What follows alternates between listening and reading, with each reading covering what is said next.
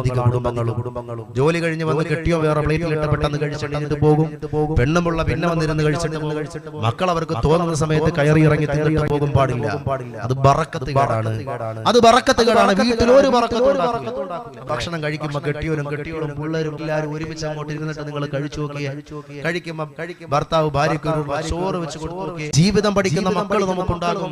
ആ മക്കൾക്ക് ഓരോ ഉരുള വല്ലപ്പോഴെങ്കിലും ഒരു ഉരുള ഉരുട്ടിയിട്ട് ചുറ്റുമിരുന്ന് ഭക്ഷണം കഴിക്കുമ്പോൾ മക്കൾക്കൊരു പിടി അതിൽ നിന്ന് വാരിക്കൊടുത്താൽ എത്ര സന്തോഷമാ പ്രിയപ്പെട്ടവരെ. അത് വല്ലാത്തൊരു ബറക്കത്താ.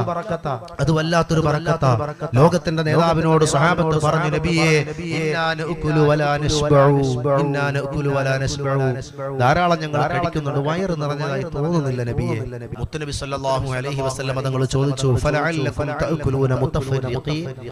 നിങ്ങൾ ഒറ്റയ്ക്കൊറ്റയ്ക്കൊക്കെ ഇരുന്നാണോ ഭക്ഷണം കഴിക്കാറ്? ഒറ്റയ്ക്ക് ഇരുന്നിട്ടാണോ നിങ്ങൾ ഭക്ഷണം കഴിക്കാറ്? അതേ നബിയേ. മുത്തുനബി പറഞ്ഞു, മോനെ പാടില്ല, നിങ്ങൾ ഒരുമിച്ചിരിക്കണം. കഴിക്കുമ്പോൾ നിങ്ങൾ ബിസ്മില്ലാ പറഞ്ഞ് ഒരുമിച്ചിരുന്ന് നിങ്ങൾ തിന്നാൽ യുബാരിക് ലക്കും ഫീഹി, ആ കഴിക്കുന്ന ഭക്ഷണത്തിലും അതിലൂടെ നിന്റെ വീട്ടിലും സമാധാനത്തിനെ, സക്കീനത്തിനെ, ബറക്കത്തിനെ അല്ലാഹു ഇറക്കി തരുമെന്ന് പ്രവാചകർ നബി മുഹമ്മദ് മുസ്തഫ സല്ലല്ലാഹു അലൈഹി വസല്ലം തങ്ങൾ പഠിപ്പിക്കുകയാണ്.